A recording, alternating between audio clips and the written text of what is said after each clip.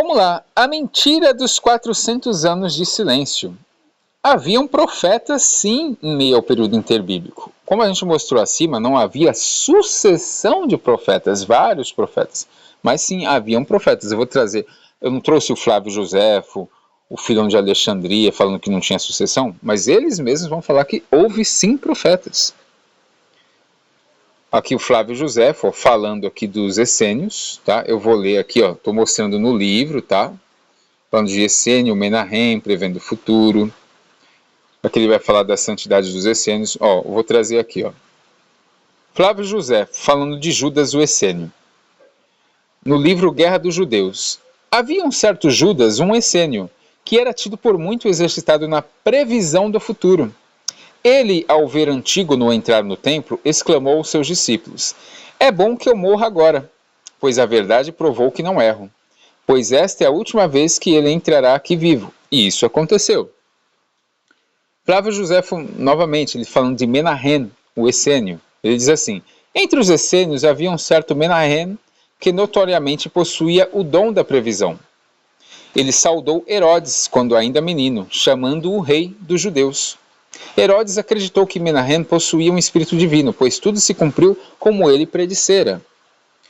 Flávio Joséfo falando de Simão, o essênio, em Antiguidades Judaicas, diz assim: havia então um essênio chamado Simão, que era célebre pela sabedoria e pela capacidade de prever o futuro. Está aqui em Antiguidades Judaicas. Também Flávio Joséfo vai falar de João Hircano. Tá? O João Hircano, pessoal, ele foi um dos príncipes de Judá, tá? Daquela dinastia dos Asmoneus. Né? Para quem não sabe, Israel voltou a ser uma monarquia depois da Guerra dos Macabeus. Só que essa monarquia foi entre os Asmoneus, né? Que eram ali descendentes ali de Levi, etc. Não foi uma monarquia davídica, tá?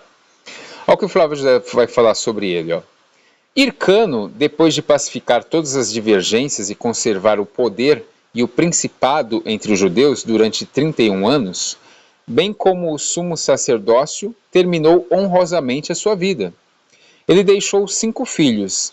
Deus julgou-o digno de desfrutar 3 maravilhosas honras, a saber, o principado de sua nação, o sumo sacerdócio e o dom da profecia, pois Deus mesmo se dignava falar-lhe e dava-lhe tal conhecimento das coisas futuras que ele predisse, que seus filhos mais velhos não usufruiriam por muito tempo a autoridade que lhes deixava.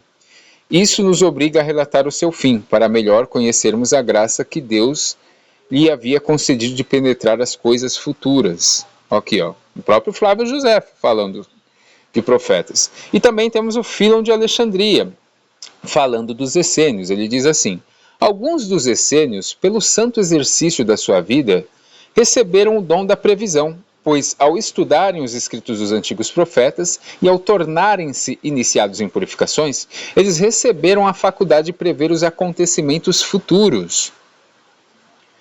Filão de Alexandria, entre eles, há pessoas que estudam com diligência as obras dos antigos profetas e tornam-se intérpretes inspirados dos oráculos divinos. Correto? Inclusive, pessoal, para quem não sabe, o profeta não é só aquele que prediz o futuro, tá? Mas é aquele que tem o dom, a capacidade de explicar os escritos, tá? Se vocês não sabem disso.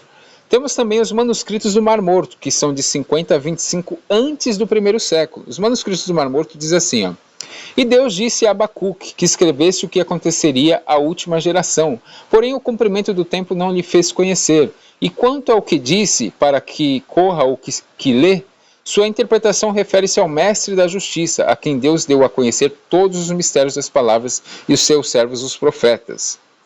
Até que se levante aquele que ensina a justiça no fim dos dias.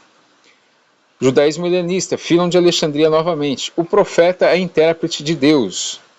Pois o profeta nada diz de si mesmo, mas é intérprete sendo outro quem lhe sugere tudo quanto diz. Ou seja, o que a gente mostrou aqui? A gente mostrou que sim, não houve mais uma sucessão de profetas. A sucessão é o quê? Vários em sequência. Porém, sim, houveram profetas em meio a esse período interbíblico. Então, como você já sabe que houve profetas, você também vai ver que, né, eu digo isso principalmente para quem defende o judaísmo ortodoxo, que o judaísmo ortodoxo ele pega o quê? Olha, o Novo Testamento é invenção de Roma. Ok, é a opinião deles. Aí, pelo fato de eles não terem acesso a algumas informações, eles falam que, ó, isso aqui é diferente, isso aqui não está na Bíblia hebraica. Eles estão corretos nisso, só que a revelação, segundo a história, ela é progressiva. Então, esses documentos do período interbíblico, eles são documentos proféticos que vão falar de uma mudança de pensamento, de um Messias celeste, de um Messias que traria sacrifícios superiores ao sacerdócio levítico, e tudo isso eu vou provar. Agora a gente vai para outra parte que eu vou mostrar o quê? A expectativa da reunificação das tribos de Israel, ela é uma expectativa mesmo após o retorno do exílio babilônico, tá? Mesmo pós Zorobabel. Vamos comprovar isso agora com documentos também.